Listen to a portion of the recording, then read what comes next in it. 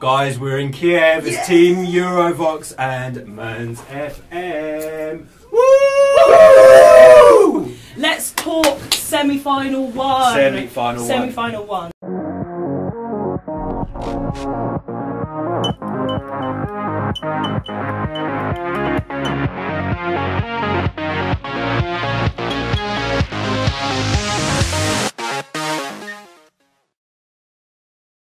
We can't believe it's gone so quickly, actually, and we're about to watch the first semi-final. It's crazy. I've literally had 4 hours sleep. I know you guys have been here for a few days.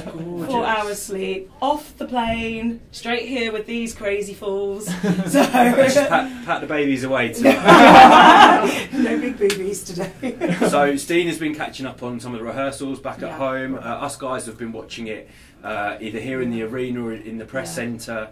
I think we might talk about some of our highlights. I mean, we'll start with Robin, I guess, because he's first on.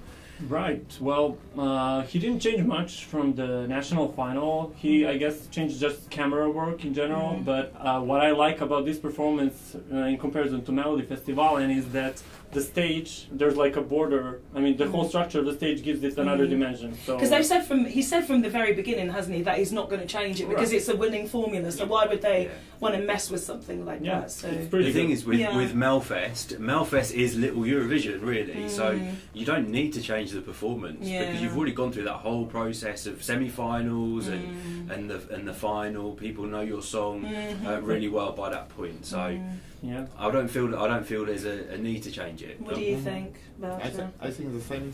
Yeah, you agree. I agree. It's cool. Is this the first time that someone's using, backstage to come to in as in he starts off the stage and on? You guys are the pros. I think so. I might be getting confused with Eurovision and X Factor. Because they do that on X Factor. It's been done on X Factor a few times. Yeah. I think the other standout for me, and I'm pretty sure this one's going to go through, is actually Moldova.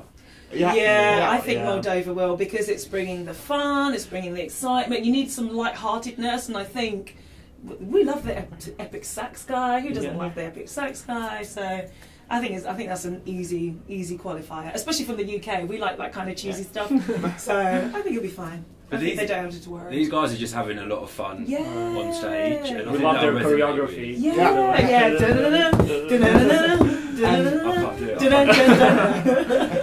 And actually, yesterday when I was in rehearsal, it was so fun. Like in the end, the girls, like in the bride dress, they have flowers and they're throwing it like, I know you're going to try and catch those. He wants to be the next bride. Terrell is the king of the freebies. If something is free, Terrell wants it. He's going to try and get those flowers. But if you do, you have to give them away as a prize for Eurovoxx viewers. I think we'll steal them off him.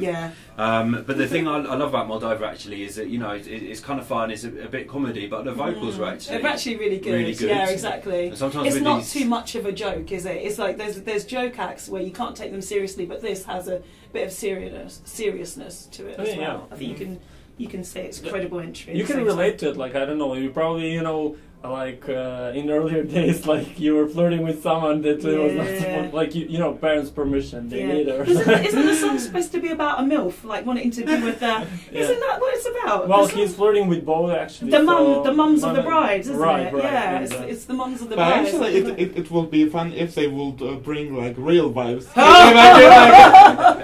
You only have 6 on stage. Yeah, exactly. Do some of the singers and bring some real mums on the stage. The other standout for me, I think, and I don't know, I know you don't like this one. I didn't like it actually when the video came out. But Armenia, actually, it's like the whole Iveta effect all over again from last year. I feel like it's gone in reverse for me. So I loved the video when they put out the music video. I thought this is really good, Eastern influence, that Oriental vibe. Their routine I thought was amazing, the colours, but now it's completely opposite. They're wearing black, there's 2 dancers. For me, it's lost a lot of the excitement, but obviously there's a lot of hype here, the press are loving it. Me, it's gone backwards. It really has gone backwards for me. I think once you see, because in the press voting, obviously Armenia's been quite high, and I think probably once you see it in the arena. But I remember seeing Iveta last year, and I didn't rate that song actually until I saw it live in the semi-final. Who's Iveta? Iveta from Armenia. Sing it. What's the song? Oh, the Love Wave. Yeah, that's Love Wave, right? Yeah, I'm Now, learning once things. people have seen her performance, that Yeah. completely changed the game for her, and she was top. I can't remember Oh what she yeah, She I had actually like liked those. that song. Yeah, what do you because I call liked them? her and I like the Like Latvian duplicates song. of, Those two last year for me were really cool, edgy Yeah, yeah, females. Yeah, I understand. Yeah. Boys, back in the group. Back But yeah, I mean, like, I will try not to be biased as I'm Azerbaijan. I mean, like, the song is nice. I like it.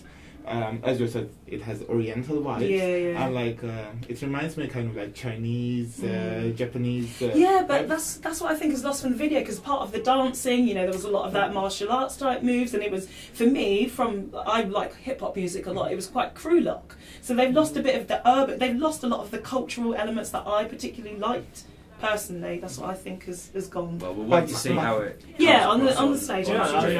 I watched the rehearsal on screens, and it looks, it still kept Oriental and ethnic vibes in it. Like, there's a lot of close screens where, especially the choreography with the hands around her, there will be like a lot of hands in it, so it's like... Yeah, it'll be fun. different. Now, a disappointment for me this year has to be. You guys know how much I loved Belgium. I did a reaction video.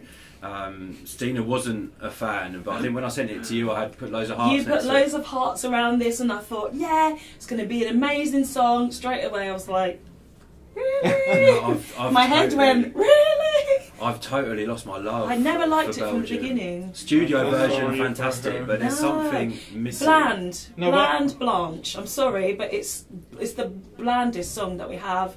I feel sorry for her because obviously that's the way that she sings and it works in the video. But when you're on this live big stage, you want to see more, and she's not bringing Yeah, enough. it's a little not, boring. Yeah, it's And boring, and I don't I like think the song from either. the beginning it was like a little like overrated. Yes, thank you. I think it will qualify, but... Really, I think because she's got enough support behind it. Yeah. But I think as if you're a Eurovision fan and you've been watching the rehearsals, everyone's been rating it lower and lower and lower and lower. So it'll be interesting to see what the people at home think about the song. I think it's borderline for me, but I think she's quite endearing, but she's coming across as very shy. I mean, even when we spoke to her, she wasn't like, there was no personality. Yeah, yeah. No personality. And actually, in one moment, I feel like she's crying, but like Yes. it's like I don't know. You feel sorry her for style. her. Yeah. Her style is to cry.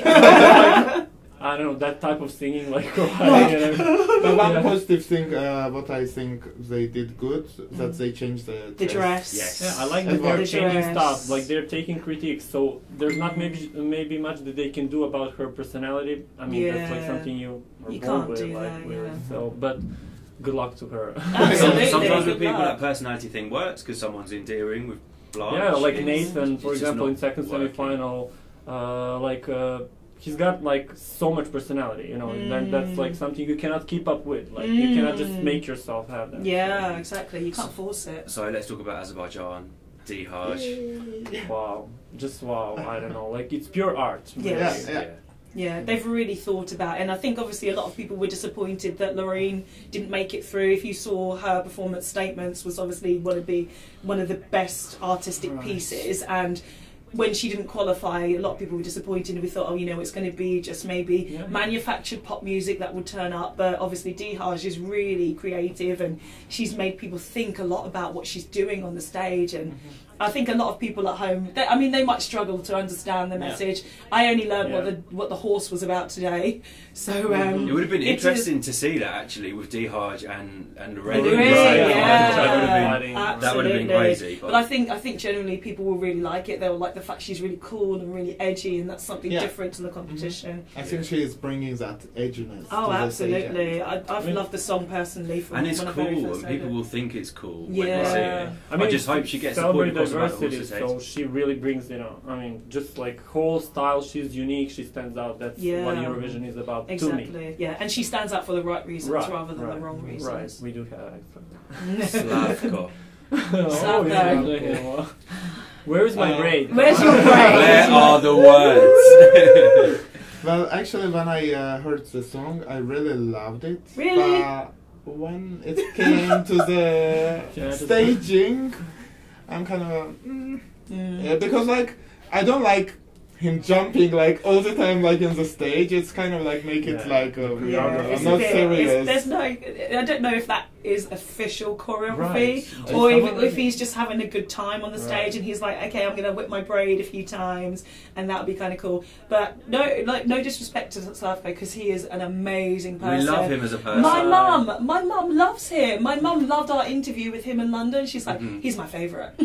But yeah, performance-wise, sorry, but he brings the cheese for me. He really does. It's not something you can take seriously. Pants, really. Yeah, like, taking off the pants. Like it's a funny, light-hearted thing, but I don't think he will qualify at all. Well, I think you'd kind of put Moldova really and Montenegro together, and you would say that Moldova would qualify. Yeah, and over Montenegro wouldn't. Oh, and actually, I think today they will ask you to do the movements of his, because like yesterday they were asking to do the same as he was doing like this. What's that? That's the choreography. It's like so weird. Yeah, 10 years. Wasn't he telling us he was like a dance? Or he was in this the theatre. guy's experience. Yeah, this guy's he's done everything. Right. He knows what he's doing. He's got 10 years of theatre experience or more than that, but this is what they come up with. I just think at the risk of getting overexcited and moving around and swinging your braid back and forth, I think it's affecting the vocals. Yeah. And that's going to be his fall down. Yeah, I think. But I still prefer to see this choreography rather than a contemporary dance on stage. Like they take something so conventional and just go. It's so safe and boring. Yeah. Like, this makes us. I don't know, react and that. Yeah, I think that's a good segue though to talk about San Marino quickly because they've said obviously that they're not choreographed and they're just two people on stage having a good time, and that shows. Yeah. And I think that's different rather than Slavko, which kind of looks a little bit choreographed, but at the same time it just looks a bit awkward. Yeah, it's good that they're not in the same semi actually. Yeah, because I think that's a bit too much for people to handle. I have to say, I'm very worried about Australia. Like I love the song, and I think Isaiah is like one of the most talented people in general that enter Eurovision. Yeah, like I don't know, I get chills from his voice all the time, but they didn't push. Like Australia gave better performances. Well, yes, last year, the first year as well. I really liked the guy in the first year, and I like Isaiah as well. But I just feel like his outfit, his jacket, his clothes, like it just doesn't. But the background looks amazing. So obviously, there's a lot of people with faces on the background. To connect it's the year of faces. The year of faces. But his is very stylish and very classy, and it's not too vain. I find some of them are a bit overindulgent, and Israel, I will say, I think that's very, like I said, it's overly masculine for me, the Israeli entry, and it's just men. I'm like, I love men, but sometimes too much is a bit overwhelming. So that's what I find about. But let's not forget the starting position for Australia as well, because it's not good. It's not great. They're performing third in between kind of the two divas, Lindita from Albania and Tamara from Georgia. So I don't know. I think I would love to see Australia go through. Yeah, same here. I think actually it will make to final, but it will not get higher positions like last year's. Yeah, I agree. Which is a shame. What about the real surprise for me actually, and I think everyone forgot about this song until we got to rehearsal stage, is Finland. I don't agree. I do agree. I saw the rehearsal on screens. It's like. It wasn't my favorite, but now I think it might even win the semi-final. It will have a chance. Yeah, definitely. It's gonna be top 3 or 4 in semi-final. Like, see, I haven't seen it, but I just know that what I see in a song and what I like personally, it's a bit too depressing for me. So, but if they're bringing that, the emotional connection, then that's a good thing. What I like about Finland's entry is that it was written by them. It's a song that means something to them, and I think when people are singing their own songs and it's from a personal experience, what's the experience? Sending that emotion. Well, I imagine it's a bit of heartbreak. No, is it? Well, it is dark, so I mean. Well, but the staging is beautiful, and that comes across really well on the screens, and we can't ignore the fact that it's gone up in the betting odds as well. So people are really raving. This is my second favorite staging of the whole year. Really? Yeah. Wow. Actually, I was in UMK in Finland, and I was watching it, and I really liked their performance, and I wanted it to go to Eurovision. But my problem is like if they go to Eurovision, then would fans vote for them? Because like the song is strong and it has that mystery, but for fans it's kind of like particular. Yeah. So that's why like yeah. That's how I feel. So Portugal, wow, I can't believe the buzz for the Portuguese entry. I've never seen anything like this for a Portuguese entry. It's quite insane. I love it, Terrell. I know you love it. You guys are, you know, you don't really like it. What I love is their enthusiasm about Eurovision because it's back. Like they're so into it, and I love the promotion of Eurovision in Portugal this year. But I think Salvador is very talented. Obviously, I'm not enjoying his style in general. Like it's gimmicky in a weird way. Yeah, the awkwardness of his movements. Right, It does look a bit strange when you're watching it on the TV at home. But I mean, it's interesting actually because we've just been speaking to a Portuguese guy outside, and we were trying to understand the hype behind it and why people love the song so much. And he was just saying that it was actually international interest first, then the Portuguese got behind it and they started to become more proud, and that's what's really coming through, which was actually really amazing to see that, because as I was saying, coming from the UK, we are not so positive sometimes about our entries, and we take it, you know, with a bit of salt, pinch of salt, don't we? We're like, some of us are positive about it. But we're like, you know what? Oh, it's another year where we won't do well. But generally, that's what we're like. You know, when it comes to the World Cup or any kind of events like that, the UK are very, you know, we probably won't win, but you know, we always turn up. But it's actually really good to see so much support around an artist. That's the positive that I will take from this. I still don't really like the song, but that's a good thing though, as you pointed out. But regarding Portugal song, it's something like either you will like it or you will not. And why I like it, it's kind of like, I don't know, it gives me like kind of like lullaby feeling. And actually when I was again watching like a Portuguese national final, I was watching him and suddenly I fall asleep. And when I was that's a compliment though, right? when I was waking up, he already won. I was like, really? Like, it's so great. And but you can't ignore, I think, how the press have received it here. The people want to know about Salvador, and when he arrived on the red carpet, everyone wanted to talk to Salvador. They wanted to see him. It was Francesco Gabbani the interest in this song has but maybe, I don't crazy. know, but now that I'm thinking about this right now as we're speaking, maybe he's just building that hype, because obviously he hasn't been around a lot. Obviously we know that he's not very well, but maybe they're thinking, if we hold him back a little bit, maybe we'll have more chance and maybe we'll get more people excited about it. And although it was high up in the betting odds actually before. We knew that he wasn't going to be rehearsing, and that Louisa, his sister, was going to be rehearsing. So I think there's always been a fan base for the song, but I think seeing how it's staged, I think he's the only one that's using the small, the small stage at the front, and I think that will have a big impact. Absolutely. So you know, Portugal has to be a sure qualifier from this semi-final. But got the biggest applause yesterday at the rehearsal. People love it. They all want to know about Salvador. In terms of what we're going to do is we're going to kind of each choose our top few that we think will definitely qualify, and the ones that we think will definitely not. But we'd love to hear from you guys in the comments whether you agree with our opinions.